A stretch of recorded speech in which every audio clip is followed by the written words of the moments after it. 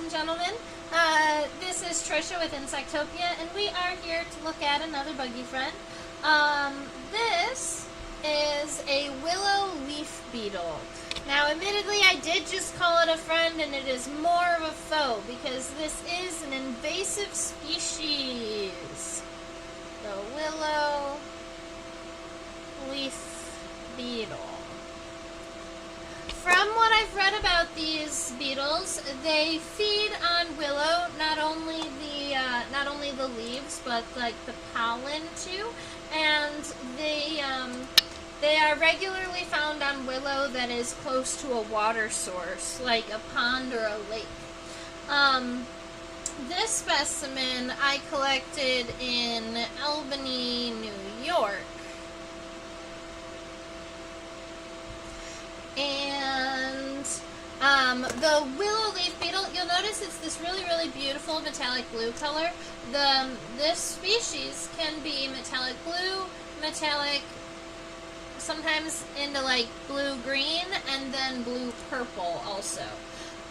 So there are some different shades that this beetle can go in. I'm going to assume that that is because this is a structural color, so sometimes the structures will have just like micro changes that would change the color that the insect is reflecting.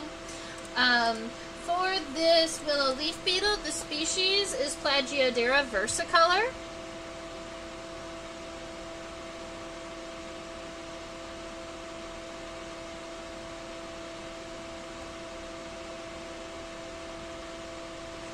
Versicolor, obviously meaning many colors. A lot of times when you see versicolor as an epithet on a species name, it's going to be generally a metallic insect. And what's funny is most of the things that I can think of that are versicolor are green-brown, or green-blue, or blue-purple. I didn't actually look up what Plagio or Dera means. And I kind of want to. So Plagio means oblique, and Dera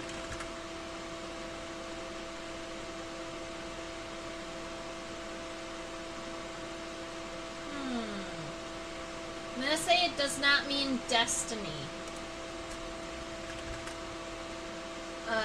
Oh, grazer. That's cool. Oblique grazer. I wonder if that has to do with how they chew on their leaves. I'm going to have to look that up later. Oblique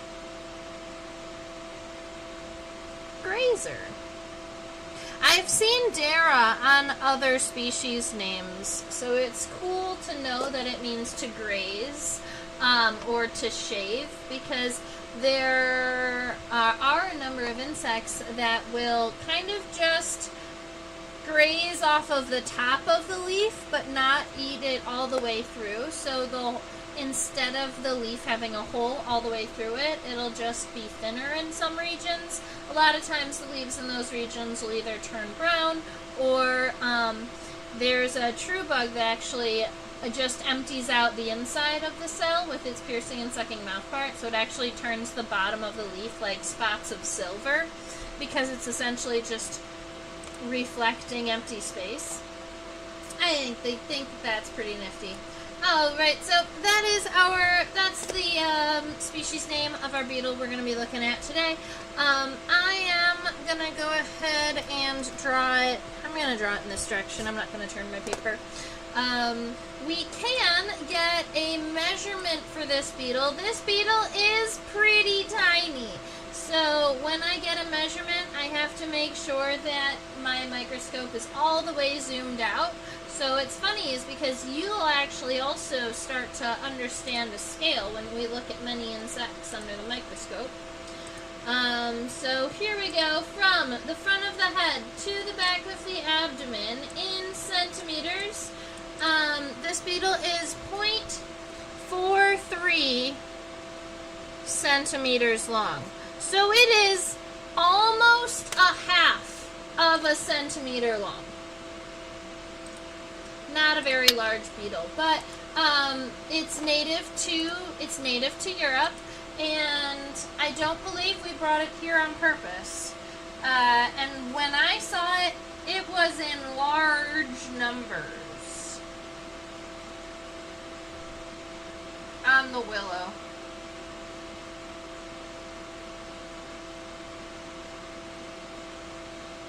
It's just so shiny, and I love him.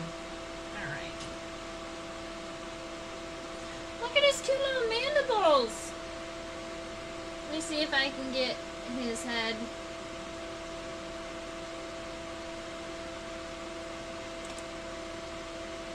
I know what we're gonna do.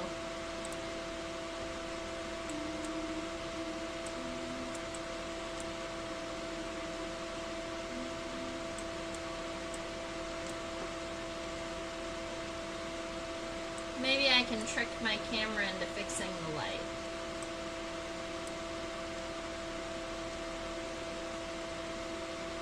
Nope. Maybe we can do it manually.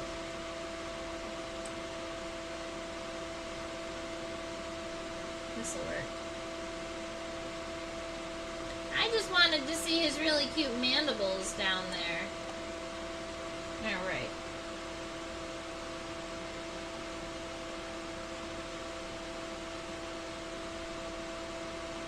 So a lot of times when we are drawing these insects together, we will look at their body shape overall, and then we'll go back in and we'll modify the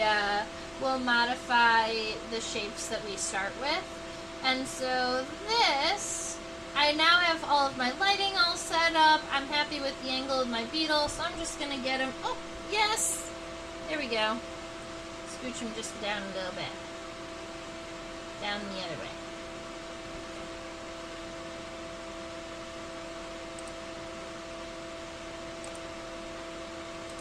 Perfect.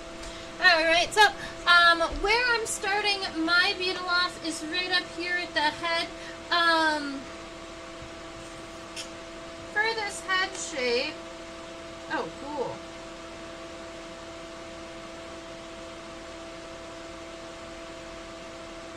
You know what's funny is normally I start up at the head, but that's not where we're going to start today. We're actually going to start at the pronotum, the first segment of the thorax, because it lines up to the head in this very strong kind of U shape here, and then it comes and cuts over. So what we're going to do is we're going to start with this angle here, and then we'll go ahead and build the head off of it. So here we go. For right up there at that edge of that pronotum here, we're just going to give it a nice little arch. We don't need a lot of room in front of the head here, unless you're going to have your antenna going straight forward, because the head does not protrude forward very far. So I'm just going to leave it right around here. So make sure that this arch comes kind of straight down, and then you're going to be able to take this here and kind of go upwards on an angle a little bit. And then we have this head here. Now keep in mind this is just our first very light sketch, and therefore we might be erasing some of these lines. So I want you just to make sure that you're not pressing too hard on the paper. So for the head up here in front, now that we have the edge of the pronotum all situated here, we do want to get the front angle of the head, so we're going to give it kind of this left parentheses to move forward. I want the bottom of the head to come lower than the edge of this pronotum here, and then cross over, and then instead of coming up right at, well actually, the mandibles go actually more outward, kind of like this. So instead of drawing the mandibles, I'm just giving myself a little rectangle to kind of show in which direction they're going. So I've got kind of my head here, my mandibles going forward, but I don't want to connect to the bottom of the head to the corner of this pronotum here, because the compound eye actually is tucked. It wraps around the pronotum, kind of like this. So that in that case, the bottom of the head has to come down and touch the pronotum here.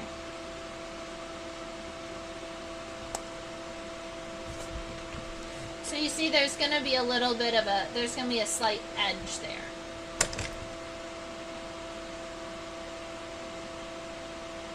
Alright, so that gives us the overall shape of the head. Our pronotum, we had this line and this angle coming on up. I just want to come up here to the top, make it convex away from the body center, and then we do want this line that comes down to feel like it is pretty much coming straight down, and if anything, we want it to be slightly angled away from the head. Alright, and that's the pronotum coming up. But now we can go ahead and scooch our specimen over to the left a little bit. Oh, well, that actually was a little much, but let's see, we can go back.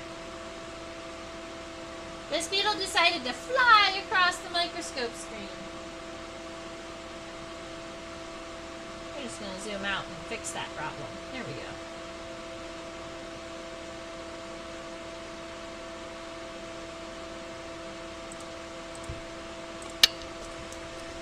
Alright, so the pronotum is coming up. There are a couple of things that I want us to notice. Let me go ahead and just switch the scientific name back over to the common name, just in case somebody joins us. Alright, so here we have the pronotum. We've got the elytra, or these hardened wings that all beetles are going to have. The pronotum and the elytra, where they meet, isn't exactly even and straight. You can see that this one is kind of curved, and then the elytra is kind of curved down. The angle on the elytra kind of is a stretched out S shape, where it's kind of an S, but it's over a longer period of time, or longer space. There's a couple of notes that I want to make sure we're kind of keeping track of. The bottom of the head here should line up with the bottom of the elytra at the very end. Alright, so if you wanted to skip that S shape for now and just give yourself a rough estimate, you would come down here, find yourself where the bottom of the head would be even across, and you can just make yourself a nice kind of angled line that goes down to that point. That will give you that space holder, and then when we are adding the S, you'll be able to kind of see where exactly it should go. So that might be how I'll do it for now. And then we've got the top of our beetle's back. Now I'm thinking I might be noticing that the top of the pronotum is more arched. Yes.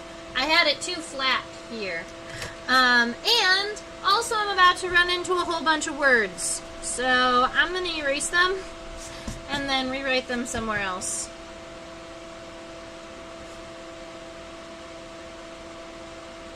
Perfect.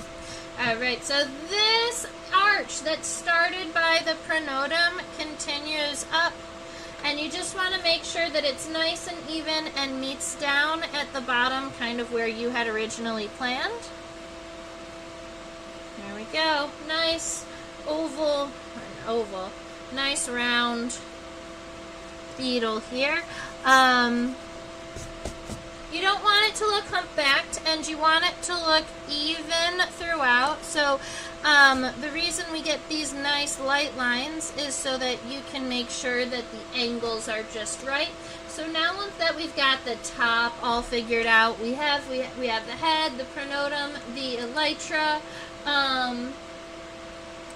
We're going to be worrying about down here where the body is. So Bug Spice Beetle. Hi, Deb! I just turned on my chats. I wasn't seeing you guys. Love this bug species. Sorry for the typos. That's all right. This is a really, really cool beetle, and I'd never looked at it under a microscope until today. So that was one of the reasons why I really wanted to draw it today, too. All right. And hello, Susan.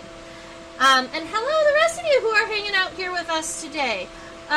So here we are. We've got the head, the pronotum, the elytra all figured out. We've got that nice round shape along the top, but we need to make sure we add all of the additional pieces to the bottom here. So this is only the first segment of the thorax. You get 2 more segments of the thorax that exist underneath the wings or underneath the elytra.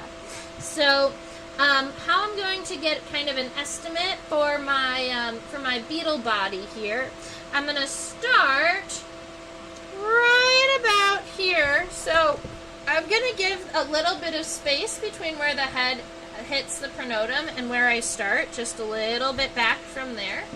And then I want it to come down at the center to kind of match this really straight line where we have the elytra and the mouth. We want it to get about as low, I guess, at the same level as it.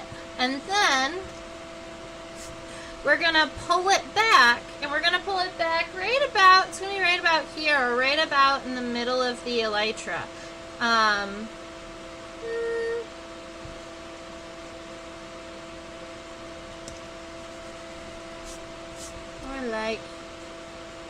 More like this. Oh, right, but they're right there where the elytra and the where the abdomen is kind of disappearing under the elytra. I'm noticing that that is where that S shape comes in. So I'm gonna kind of add that S shape here to make the angles all look right. So there we are. Now we've got a really nice, kind of funny looking sketch of our beetle that we can zoom in and add all of the defining characteristics. I absolutely love the tarsal formulas on these beetles because it's called apparently 444. It just means like that it looks like there are 4 tarsal segments on each leg, but there are actually 5 because there's a hidden tarsal segment on these beetles. They also have these really thick toe pads that are pretty adorable.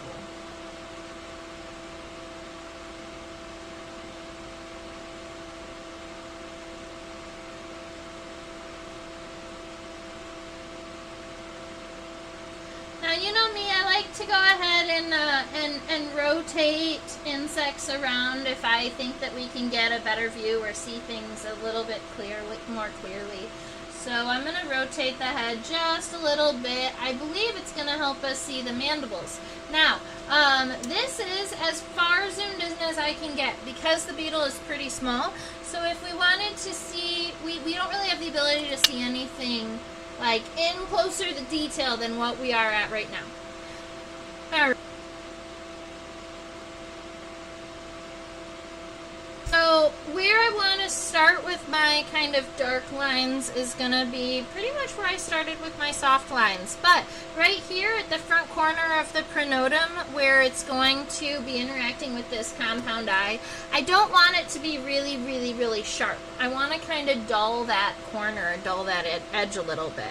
So now what we're doing is we're all zoomed in and we are going to kind of go over some of these lines and look at some of the features here. So right here in this front corner, I'm just going to kind of round that corner out a little bit. You know, it is pretty sharp. It's just not, it doesn't look like it could stab you, but there is a corner there.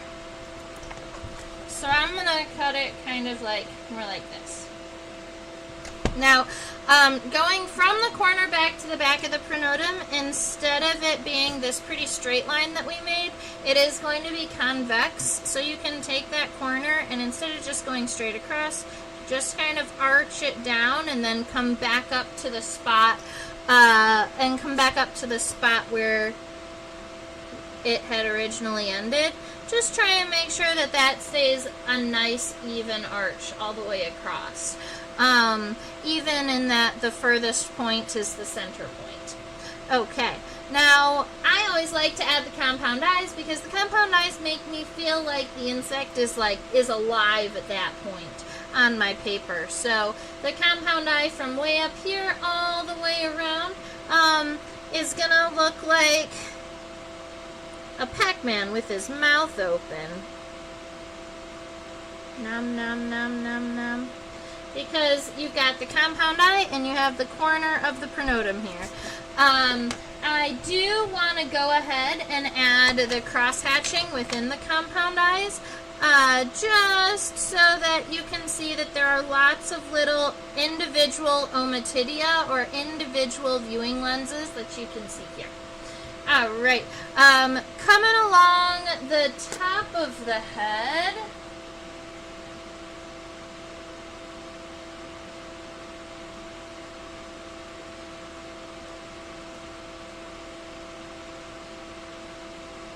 it's mostly just flat. I have it kind of arched outwards slightly.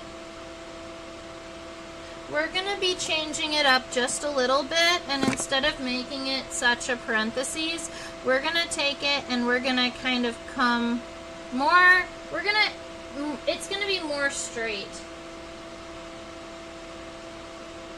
Oh, cool, and there's a ledge at the antenna. Alright, so right about here where we had that ledge where you were going to have those mouth parts, that is where I would like to kind of create a little head ledge. Alright, so we want a ledge right about here, kind of if you were going to make a diagonal line across the compound eye and the pronotum. That's where that ledge is going to be. The pronotum can kind of overlap the head a little bit, and I'm actually happier with it kind of coming up and over a little bit. That's just because the head does kind of tuck into the pronotum, and I think that that helps see that a little bit better. Now, right here at this ledge, that's actually where the antennae are connected. So the antennae are going to be connected right up here at the top. I'm going to go ahead and draw kind of this like little backwards. See there, that's our antenna socket, and that's our antennae are going to kind of come up and go backwards is the plan. But now we have mandibles to deal with. I don't know if I have ever used this term with everybody. An insect with mandibles is considered a mandibulate insect. It's just another fun way to say things. Can you get it focused a little better above the eye? Yes.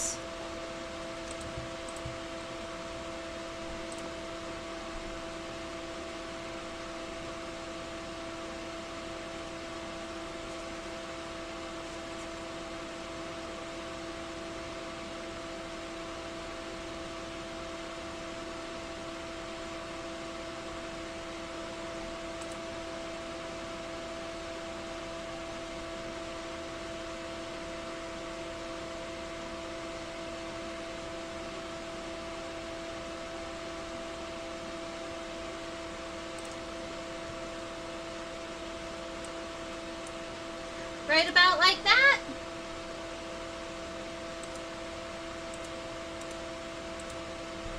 From that view, we can also see the mandibles and the start of the antenna.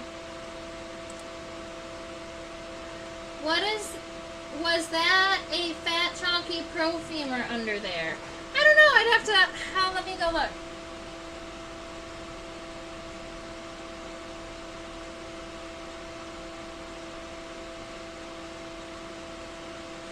No. There isn't really a chunky profemur. They've got a kind of a basic one. We'll be able to look at that momentarily. You're getting ahead of me, Susan. I hope the view on the eye here is alright. The mandibles here are way down here. And when we're viewing these mandibles from the side, they're not gonna look like much. That's why I like to turn them so we're looking at them from the front, so you can see a little bit more of the shaping of the mandibles and these mouth parts. But when I draw them,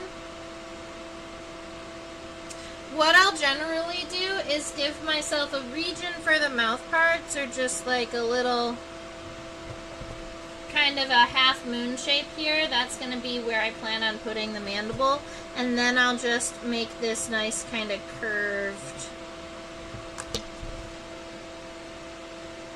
mandible like this, and that'll be my mandible on this side. And from this angle right here, this kind of makes it look like a really angry beetle. So what I'm gonna do is I'm going to make a matching, kind of this matching double line on the other side to show that, yes, we do have another mandible on the other side. It is just a little chewer, and it's not there to do anybody too much damage, too much harm. All right, after the mandible here, got a glimpse of a funky shape. Yeah, that's all right. Right here, I was wondering if you were noticing and trying to point out, right here there's this weird line down the center of the head. I'm not sure what it is, but if we wanted to be true to specimen, you could take a kind of a light line and give it kind of this double line around here. I believe this is a sulcus, or a fold in the exoskeleton in the head, but I'm not sure its purpose or why it's there. It is just there.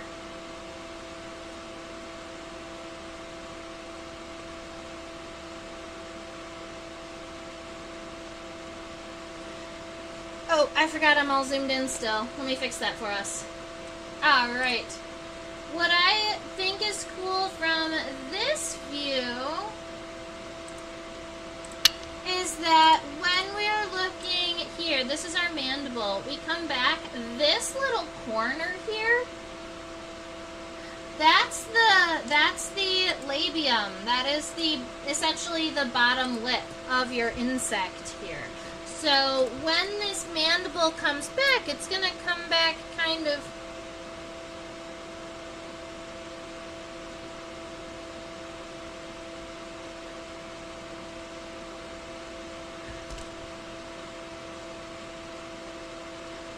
I think I might have to fix this. So I want my mandible to come up a little bit further, and then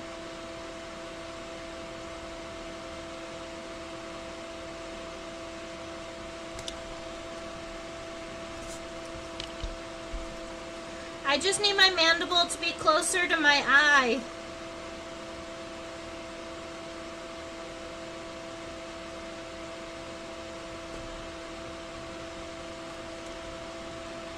Yeah.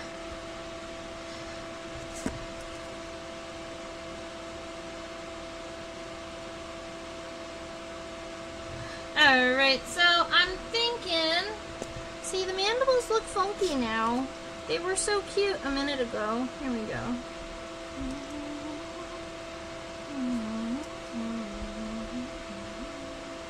Okay. So I'm seeing that kind of corner here, and that's what I was trying to add into my sketch here, so that we know that it has that kind of sharp bottom lip. It looks like that exists kind of right underneath this compound eye, so I might come down and add this really kind of sharp corner here, and then move on forward, and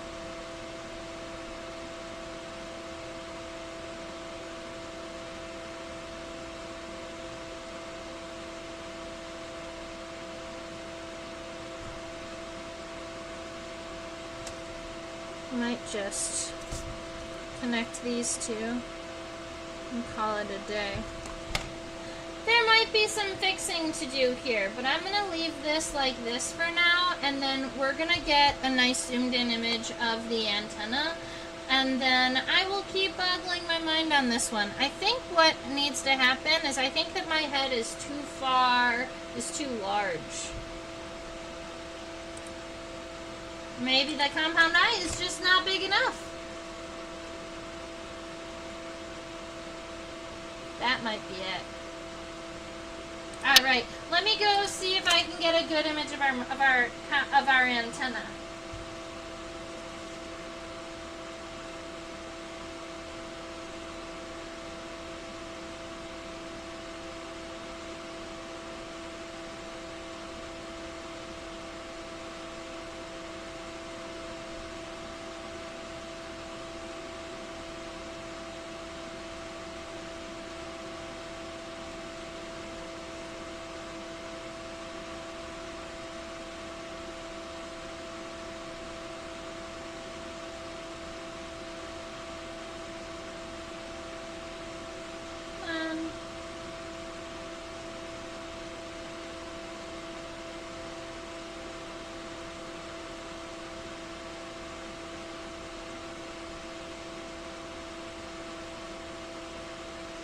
Wanted to be able to get all of the segments of the antenna in focus at one time, but the antenna is sitting on a weird plane. Maybe it has to be like this. There we go.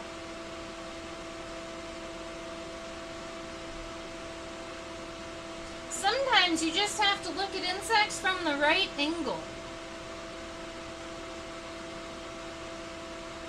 Shiny. There we go.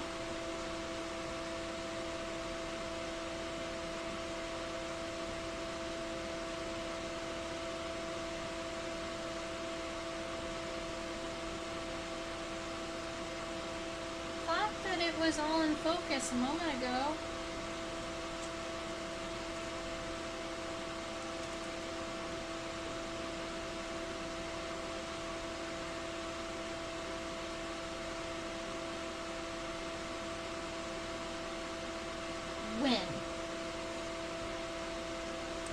Alright, so this is the antenna of our cute little beetle friend.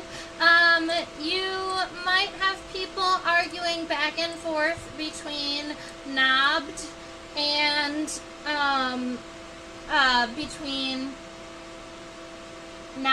clubbed. I would argue that this is a clubbed antenna, which would be capitate antenna, but the argument for clubbed is that normally a clubbed antenna, it doesn't gradually expand, it's clubbed at the end. But the other characteristic of clubbed antenna is that you can count how many segments are a part of the club. And for me, when I look at this antenna, I see 1, 2, 3, 4 segments at the very end here, where this one looks kind of bowl-shaped in this direction, and this one is in the opposite direction. I can imagine that those last 4 segments are part of a club. That's how I would distinguish this beetle's antenna. But I bet you there are people out there that would argue that because the club is not greatly expanded in comparison to the antenna, the rest of the flagellomeres,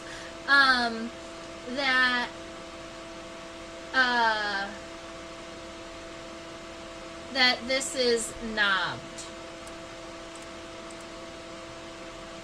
A knobbed antenna would be clavate, if you are curious.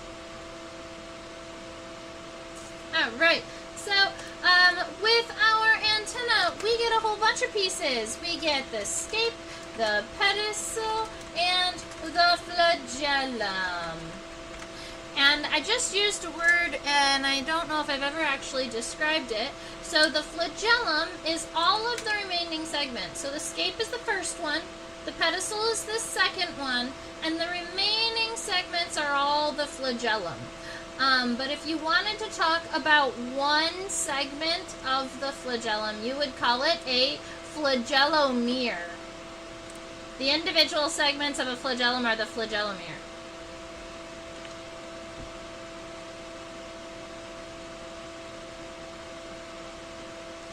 Can the exoskeleton bend along a sulcus, or is the sclerite still rigid there? Good question, Susan.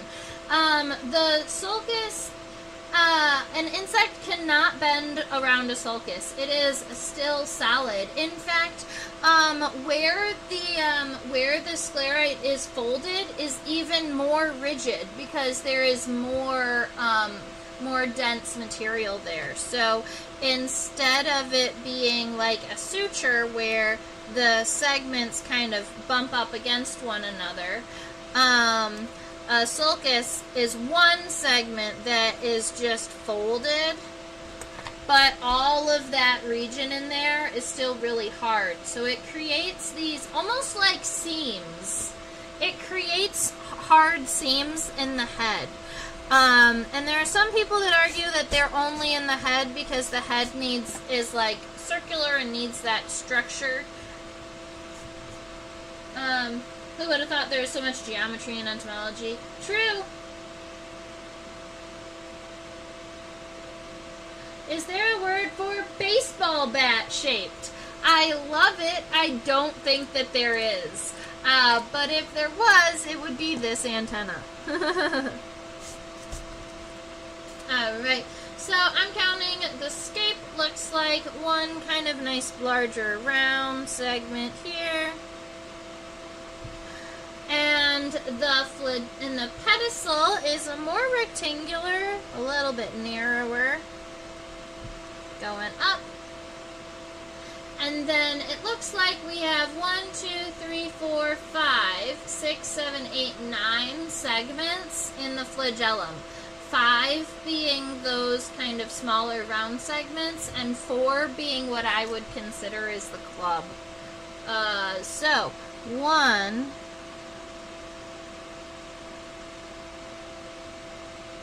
2. I have an interesting time when we have antennal segment shapes that all look so different. The base segment is very round, the pedicel is very rectangular, and then these flagellum ears, none of them are the same shape. They start being very narrow and long, like these longer rectangular shapes, and then they turn into more beaded shapes. It's just interesting to me.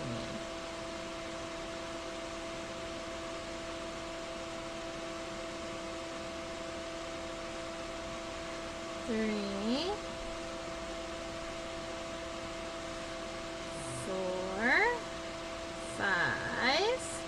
Alright, so those are the 5 flagellum ears, and then we've got the club, which the first segment of the club looks kind of like a bowl. Looks a little bit like a bowl. And then we've got 2 segments that are rectangular on top of it. And then at the very end, we have that nice longer. And all 4 of those segments in the club are kind of darker than the rest of the antenna, so I'm just going to darken those. I'm going to add a little bit of graphite to those, and I'm going to darken the scape and the pedicel here a little bit. I also want to kind of fix... I'm going to fix the head around where I erased. And you know what? It's not horrible. We are not doing bad.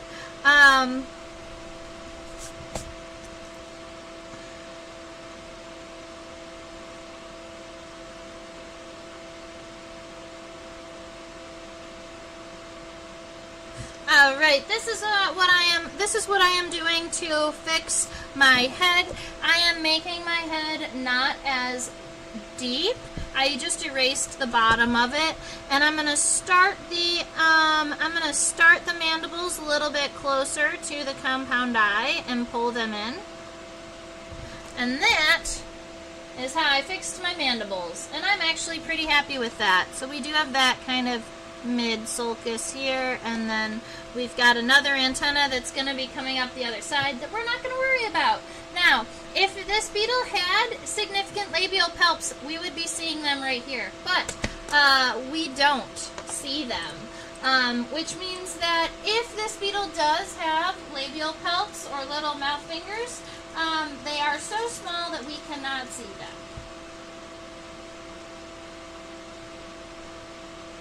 Or they're tucked away somewhere.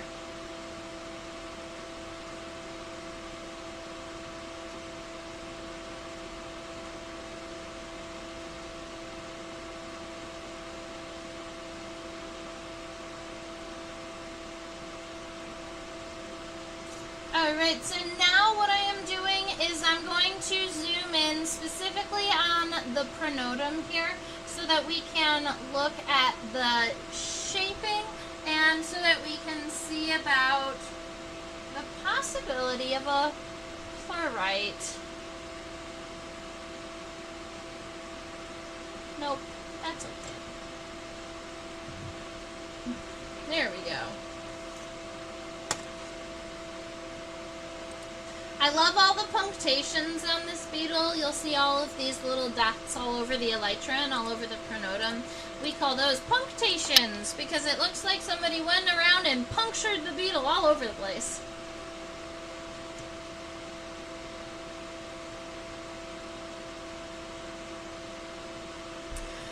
Alright, so I'm happy with this front edge. We've got that all figured out, and the bottom one that's arched down. Up here at the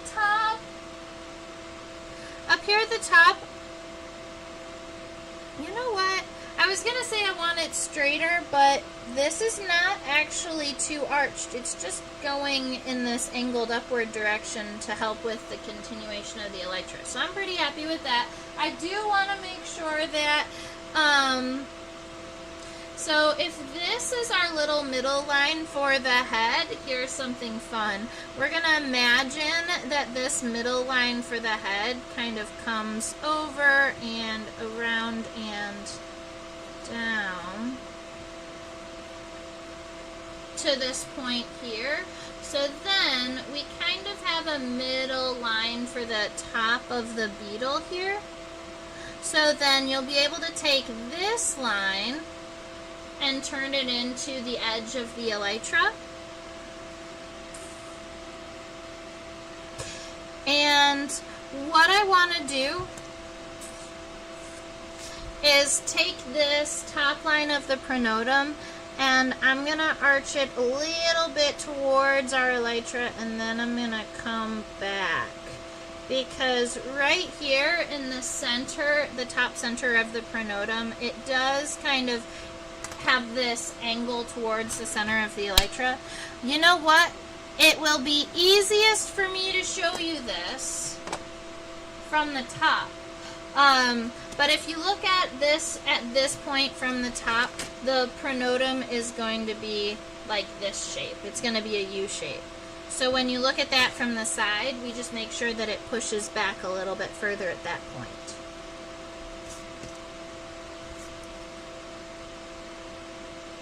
And he's metallic blue. Alright, let's get the elytra done and then we'll go back and do legs.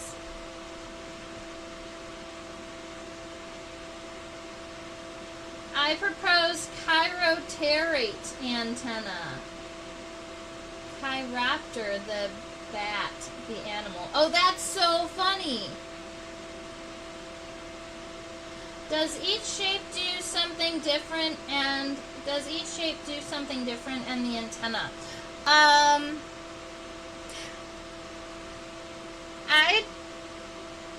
Generally, when I'm looking at antenna, all of the flagellomeres are approximately the same shape. In this case, these beetles' antenna were not the same shape. But I'm not sure if that means that they have different sensory organs or different, if there's any sensory organs or anything like that, that are kind of misshaping the antenna. I think it's just how they've evolved and adapted. Thank you. I appreciate it.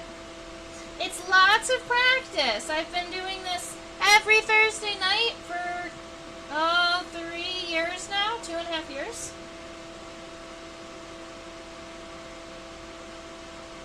Alright. We're zooming in on the elytra. Let me give you this word.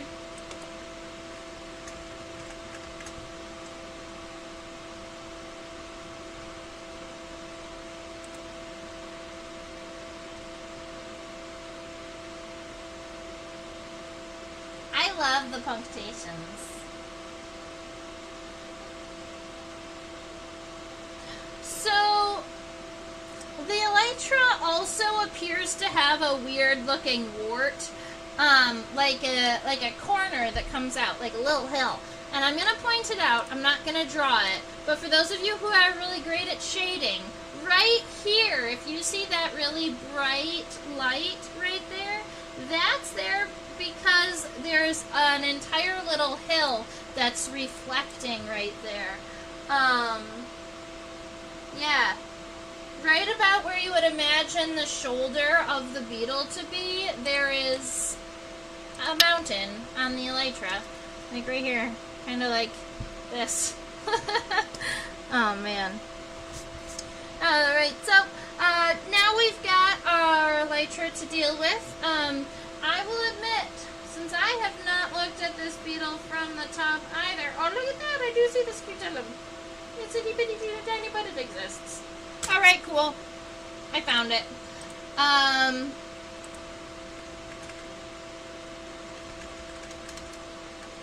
So the scutellum is a little bitty triangle. It exists right here at the end of the pronotum and in between the elytra. So whatever you have is this kind of little middle line here. Alright, right there on the line, instead of starting it on the pronotum, you're just going to take a little bit off and add a little triangle there instead. Alright, so now you've got a little triangle here that's angled up and towards that sideline. And for me, instead of letting the elytra come all the way down, because I think that looks a little funky, I'm going to double it up and then let it meet closer up at the top. I think that is going to look better. Alright, so let's get... Alright, first one I'm going to do is from the point of the scutellum, because this is going to be the wing that is closest to the viewer. Just make sure that your back arch is nice and smooth as you go around. Alright, you can erase any of those little sketchy lines. You don't need them. And then if you accidentally erase your main line too much because you're me, you can do it again. Yay! Alright, so we've got this all taken care of. We want to do this inside line. I noticed that I made this really, really significant. And I'm going to actually take away some of the angle here. Not a whole bunch, but I just think that my too much gene kind of kicked in here. So I just am decreasing the angle down and the angle up so that it looks like it has that shape, but not so that it looks like it's a bird. There was a moment there I thought that it kind of looked like a bird wing. Yeah. Alright, I'm going to erase this little sketchy line over top of my elytra because I know what I'm doing.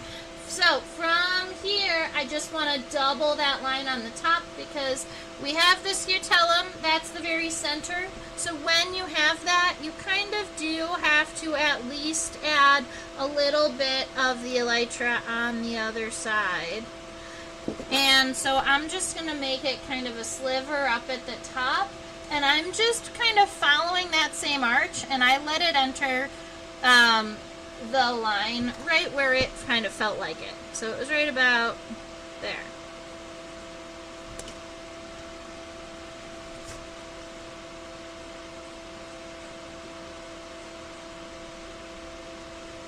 Okay, yay! Alright, we have a head, we have a pronotum, we have elytra.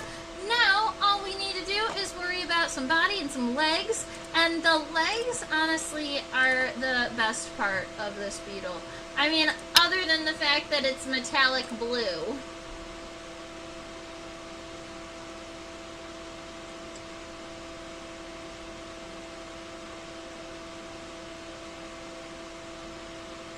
Alright, so there are a couple of things I want to note here before we turn this beetle forward so that we can see all of the individual leg parts. And I might not, or we're just going to do, oh, there we go, okay. So the one thing I want to note is when we're starting this pronotum, when we're starting the pro leg, this leg on the first segment of the thorax, the first segment of the thorax is kind of separated from the second and third. So right here at the pronotum, I want us to draw a straight line down.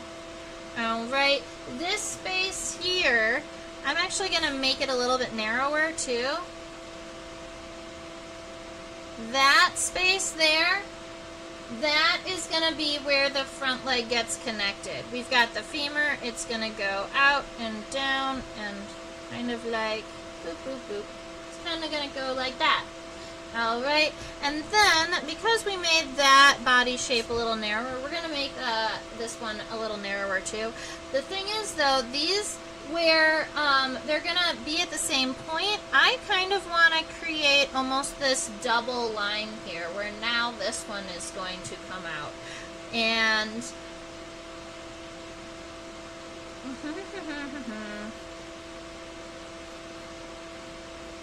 it's going to be sort of like this. Cool. So the middle leg is going to be right around here. It's going to come backwards and then down and out. So the middle leg is going to look a little bit more like this. And the hind leg is actually pretty wide, but the hind leg is going to be coming out closer to this area and then coming back down and the little tarsal segments.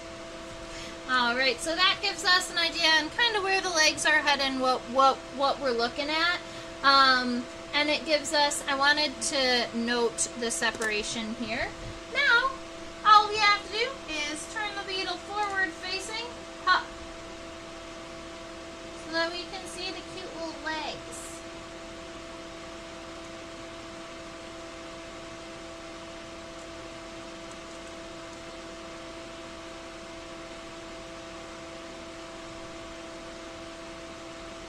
I really thought we wanted them forward facing, but I don't think I was correct. Because when we put them forward, the beetle, you get the antenna in the way. But if we look at the hind wings backwards, the front legs backwards, then we can see all the parts. Cool.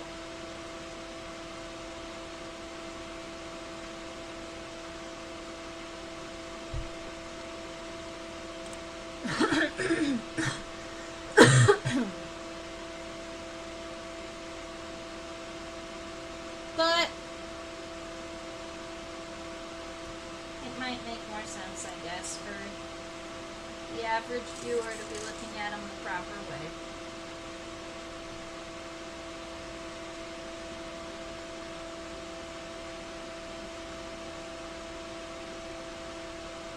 Alright, as you can imagine, this beetle with its little itty bitty body and its little itty bitty legs, I did not position these legs. These legs are just in the position it had when it passed, because if I was going to be worrying about where the legs were sitting on this pinned specimen, I was going to have to be pinning underneath a microscope. And I decided that is not how I wanted to spend my day. So I pinned the insect and said, we'll look at them later. Is there only one antenna, or did you only draw one of the pair? I only drew one of the pair, so you can go ahead and draw the other one in the back too. I just didn't, because I don't plan on drawing the other half of the legs in the back either. I imagine that I'm cutting my insects in half.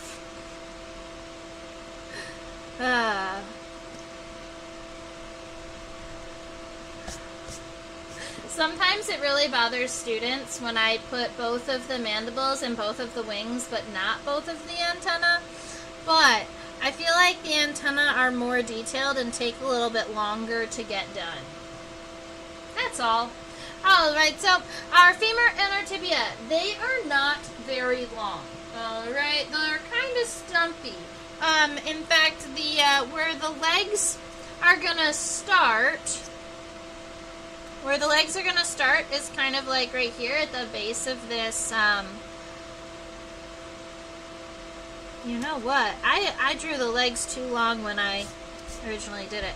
They're gonna start right here at the kind of the base of this triangle, and they're gonna be coming up almost kind of like it's coming towards the compound eye or a little higher. But I'd like you to notice from this angle that those knees don't even reach the top of this pronotum here. So when we add the femur, they're kind of wide.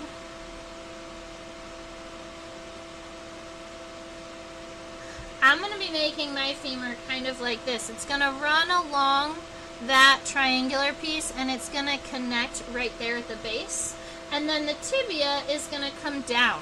Now, the tibia is narrow at the top and a little bit wider at the base, and it is also about the same length as the femur. So if I take this femur, I can either do it in my head, or I can take... What's funny is I have these like little strips of tracing paper I've been using to like just go ahead and put a mark and then throw it in this direction so that I've got the approximation of how long it's going to be. And then I just want to go a little bit narrower to a little bit wider. When I'm doing this, I always imagine that he's got like little boot cut jeans. Is how I imagine. He's so cute. Alright, now, we've got some tarsal segments. Oh, I forgot to write our leg words, which is femur, tibia, and tarsi. Alright, the femur is the first one, the tibia is the second one. Because we're working on the front leg, you can add pro to any of those words to mean specifically the tibia on the front leg is the protibia. And so we're looking at these cute little tarsal segments, and we call these tarsal segments apparently 444 because when we look at the tarsal segments of this beetle, it looks like there are 4 tarsal segments. If you want to count them with me, that would make 1, 2, 3, 4. Right there, easy to count. We see it all day long, every day. On the other side, 1, 2, 3, 4. But that is not actually the case. These beetles truly have a 555 tarsal formula. Alright? But because the fifth one is hidden and so itty bitty teeny tiny that in keys and in couplets it won't say that the beetle has a 555 tarsal formula because nobody ever sees the hidden segment. So they just call it apparently 444 and leave it at that. So when you're looking at this type of tarsal formula, you're going to have these two, maybe I'll draw it big down here. You're going to have these two kind of triangular segments. This segment here, we're looking at it from a weird angle, but if you were looking at it from the top, it's heart-shaped.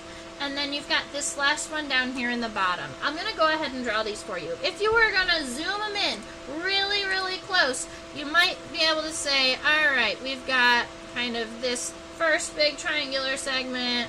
We've got this second kind of really large triangular segment. That third segment is that heart-shaped segment. So it comes out and essentially it has two kind of pieces here. Alright, so that is segment 3.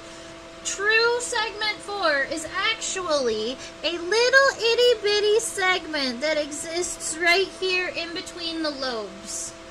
And then there's the 5th segment. That's this long one coming out from between the lobes. And then you've got your little tarsal claws.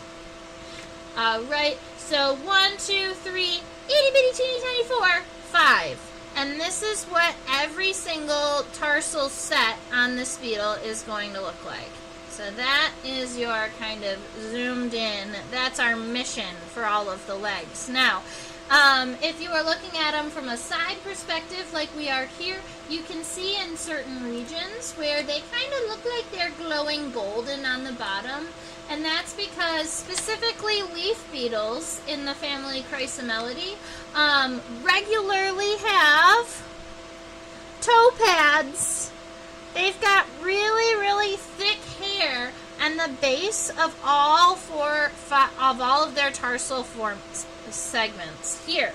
So this, when you pick up a leaf beetle and you flip it upside down, the bottom of his feet are shiny. And that's because of all of the hair that's there. So now that you've seen it nice and big here, we're going to put it here. Ooh, is that true of dogbane beetles? The secret hidden tarsal segment. Yes! Dogbane beetles have a secret hidden tarsal segment. 100%. Alright, let's see. We're going to add them here. That's going to be 1, 2. Since this guy is walking to the side and we're not looking at it on front, I'm going to say that the heart-shaped segment is going to look more like this. I think that the lobe in the front is going to be wider than the lobe in the back. So if you want to make it a little bit, this one a little bit uneven, and just make the front one look bigger. And then this last segment generally is going to kind of come up and out of this pad piece and then angle back down. And you can kind of see that on the microscope right here too. And then you've got these cute little tarsal claws and the little pads on the bottom of their feet. Cute!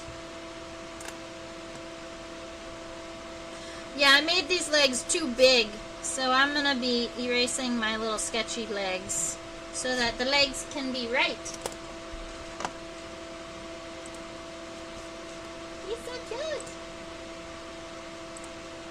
Alright, we are looking at a middle leg now. Let's go find the meso leg.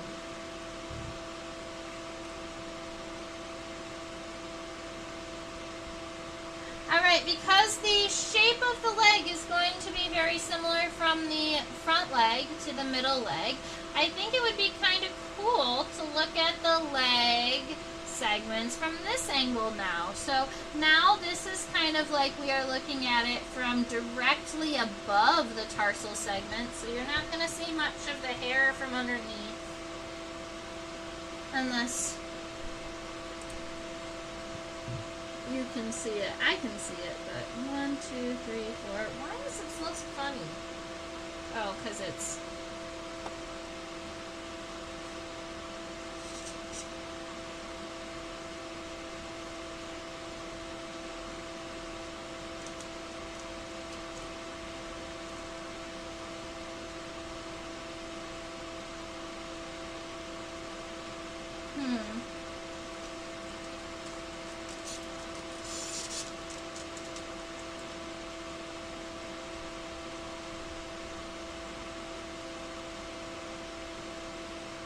I think it looks funny from this angle, but this is the angle we're going to draw it from.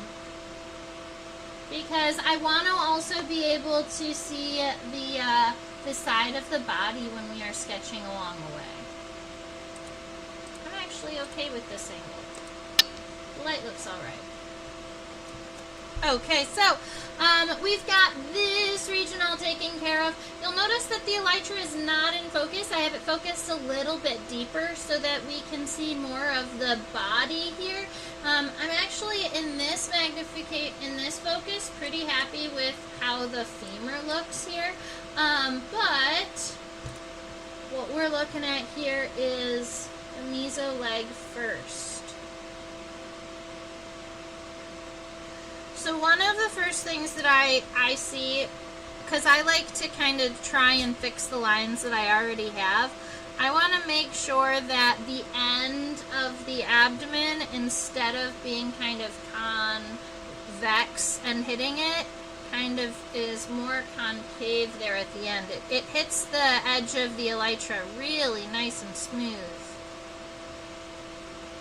More like that. Yeah. Alright, the femur for the middle leg is connected way up here, super duper close to the one up here. You can see the mesocoxa if you want it. It's right about here. It's this little additional segment that kind of comes like this. There's this little additional little coxa here. That would be the mesocoxa. And then we've got a femur, and the femur is just going to be coming up in this direction. But just like the front leg, it is not very long. So if we've got this femur, it's probably going to come up. It might cross the edge of the elytra just a little bit, but it is not going to cross very far at all. In fact, if you get pretty much right there to the edge, you can erase a little bit of that edge, but not much. All right, so that gives us that femur coming up. The tibia is going to come kind of straight down, just like how we originally had this guy. So, narrow to a little bit wider, give him some bootcut jeans. Make sure that the tibia and the femur, if they were to close, they would line up. So think of this as a joint. If you can imagine this closing, that's about right for your length of your tibia. And then we're going to have the same tarsal formula that looks like this with the weird, funny, hidden, playing hide-and-go-seek segment.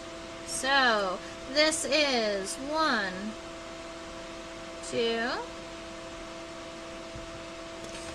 know what? It's got to be more flat. I have to keep it kind of in line with the front legs so that it looks like it's walking on something. So let's go more like this. 1, 2. 3. Oh no, that last one is not big enough. 4, 5. With the 2 little tarsal claws. And then lots of hair. Okay. So we've got a middle leg all taken care of. I do want to kind of complete the body where it's between the femur and the tibia, but I'm not actually going to be completing this region here just yet. I did myself a disfavor by having the legs coming straight up like this, but that's okay. It's just that I'm missing the coxal plate, the metacoxal plate. So right about here, you can see there's this really wide plate that right here ends and connects to the femur.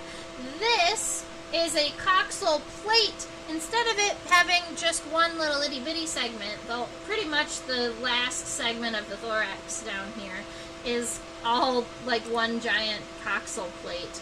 But that is pretty much right where our leg is coming down. So all I'm going to be doing is adding the femur, and it's going to look like it's coming up directly out of this tibia here. But that is going to be okay, because once we get all the details in, no one's going to notice. What's also funny about that is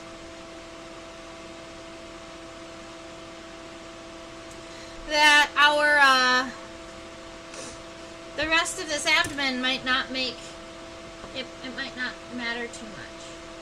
Well, let's get it in here. So we've got the same shapes for that hind leg. So I'm essentially copying and pasting the middle leg onto the hind leg, but you can see up there if you would like it to be a little bit better in focus, I might be able to do something for you.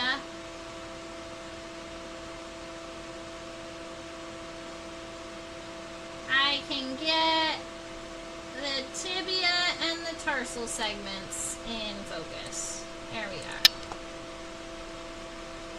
So right here, the hind femur is pretty wide, so I'm going to make it kind of come up and get narrower, but the hind leg here,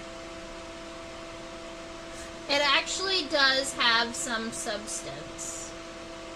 It appears more substance than the front and middle legs.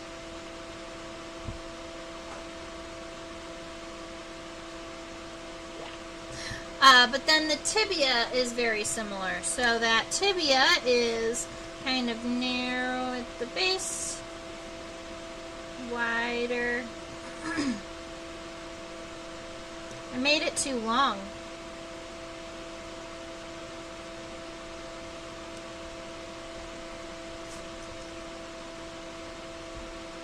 That's better.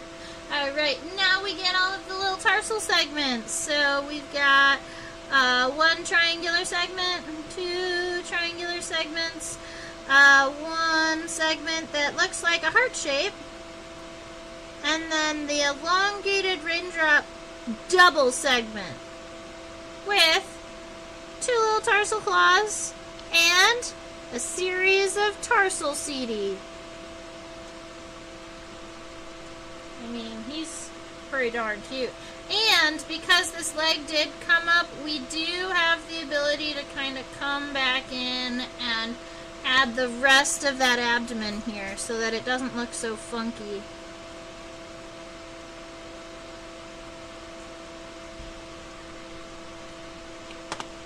I think he's pretty cute.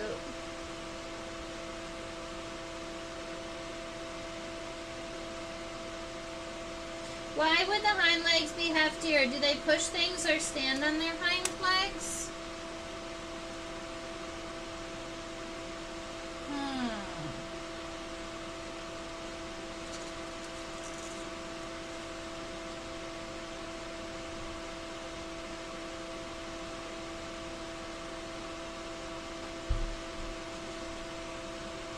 Do they push on or stand on their hind legs?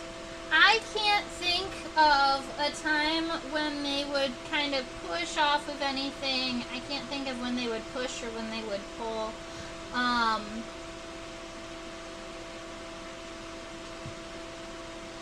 I know that a lot of there are a good number of beetles that their hind legs are just going to be a little bit heftier than the front legs.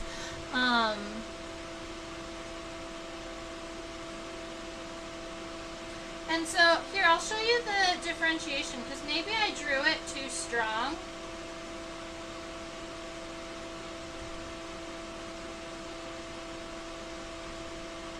But if you look at kind of the middle leg here, or the hind leg here, you can see that that's pretty nice and wide. And then if you compare it to the front leg, which is on the same plane right now, the hind leg is about double in width of the front leg. So that's just what I was trying to get across. I didn't want it to look like a jumping leg, because there is so I made sure that it stayed wider, but I didn't want it to look like it could jump. Because there's a subfamily of leaf beetles called flea beetles, and flea beetles are a subfamily of leaf beetles that have jumping legs, and they can jump, and they jump a lot. Like, the moment that you touch them, they are gone. They are so incredibly fast too. I almost caught a flea beetle in Albany, but it jumped right out of my hands. So that's just how they be sometimes.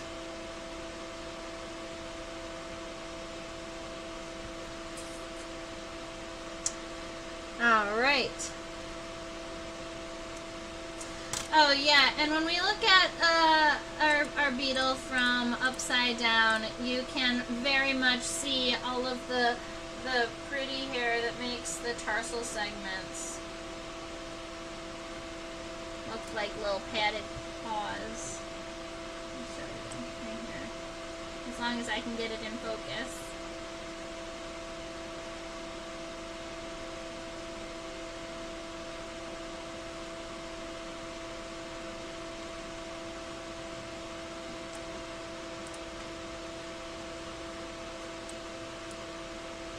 This is the base of the little heart-shaped.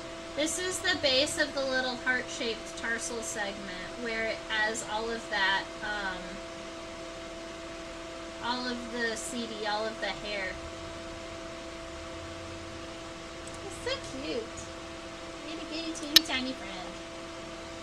Alright, so the only thing I really haven't done on my beetle that I wouldn't mind is I do want to add, I'm thinking I do want to add some of the punctations on the elytra.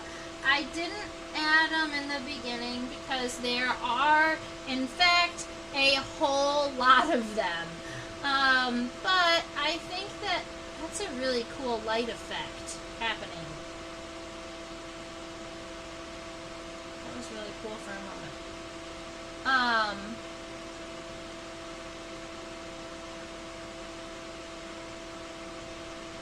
didn't blow up the light that much.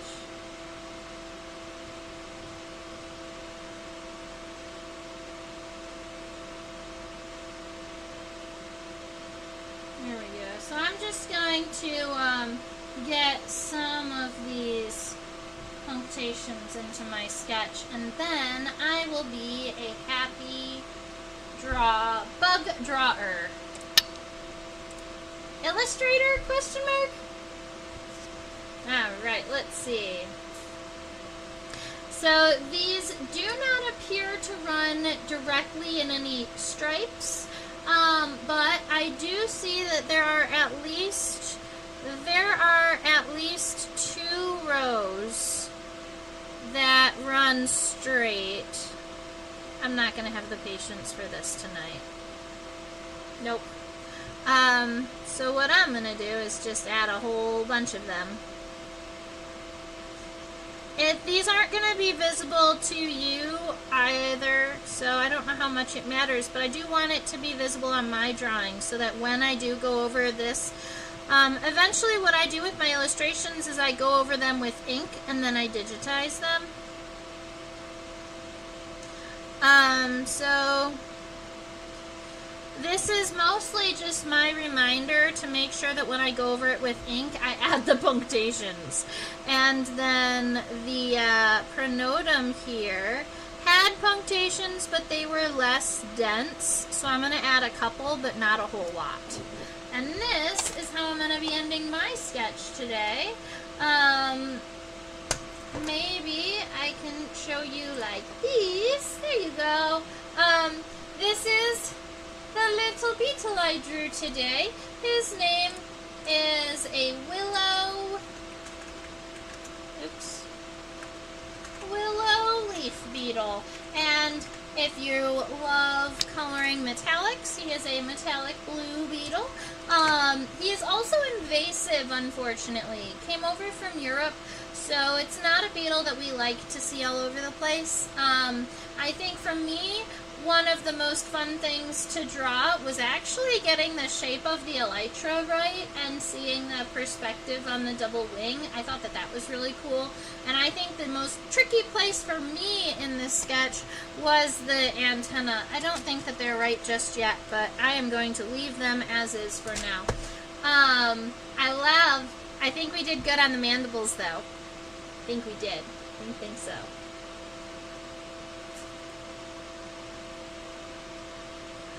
Aw, so Susan said she sketched a very shiny rainbow iridescent dogwing beetle in the field last week, but chickened out on the punctations.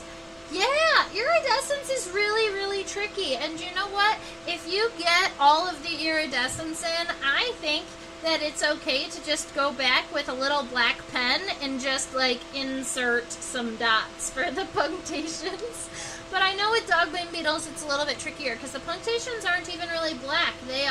The punctations kind of lead the iridescence. You know, they kind of iridesce off of each individual dot. So that would be really, really tricky. And when I color my drawings, it looks like a child colored it. So I am still working on learning how to color my drawings. And I think that the only way I'm going to get better is if I promise myself I'm going to be doing it once an hour every week like I've been doing illustration. Just practicing coloring. Maybe I'll have to do that if I want to get better at it.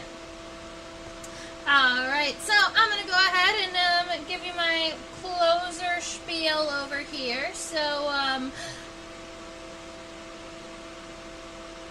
Over here is a reminder for me to tell you that I teach on a platform called OutSchool. It's for kiddos, ages 5 to 8, 9 to 12, 13 and up, just under 18, kind of just school-age kids.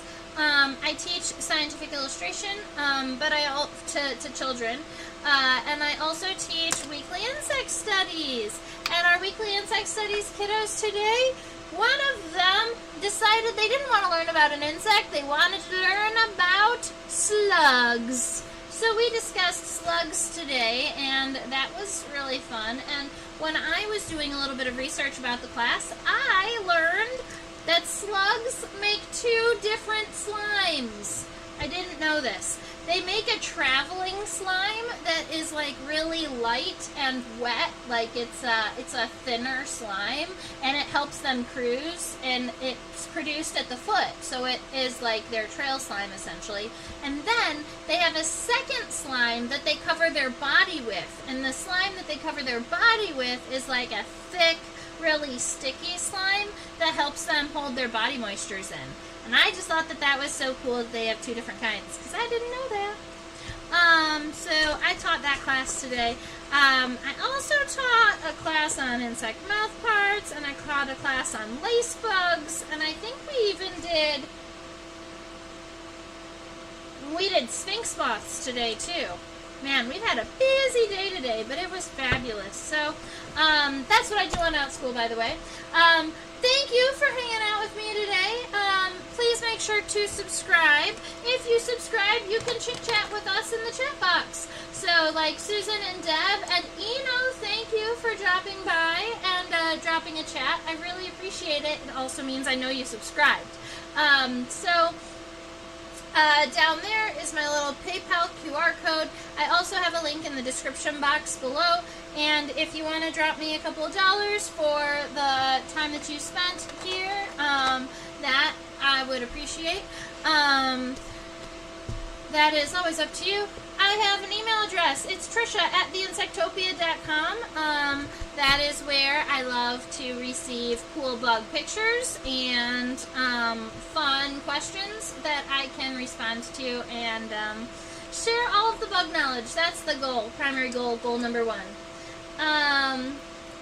And then my Facebook and Instagram, if you were actually looking for me, is Insectopia 2015.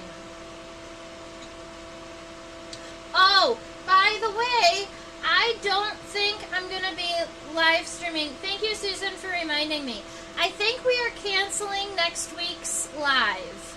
I'm going to be driving from Michigan to Florida, and I just don't see how I can make an illustration live at this moment. There is a possibility that instead of going live and drawing, I might just go live and blacklight. We might do some live blacklighting. And maybe I'll set up a camera in front of different insects and talk about them and let you guys maybe nature journal my experience. Or maybe I'll nature journal and chit-chat with you guys while we're doing it. I don't know.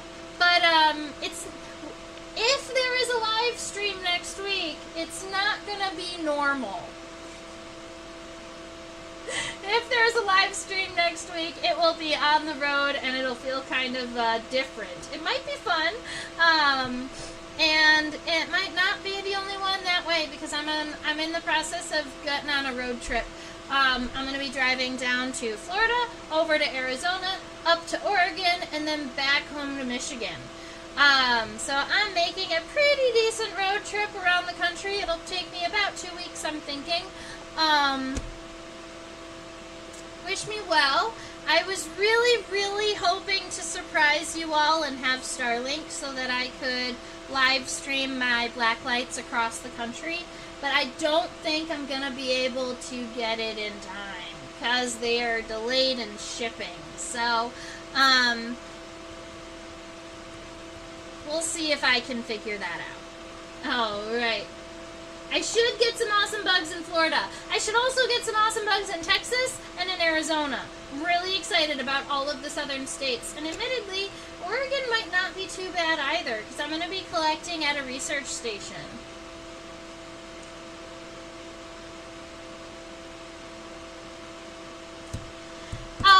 hope that everybody has a fabulous rest of your week, and I look forward to seeing you at least in 2 weeks. All right, stay buggy.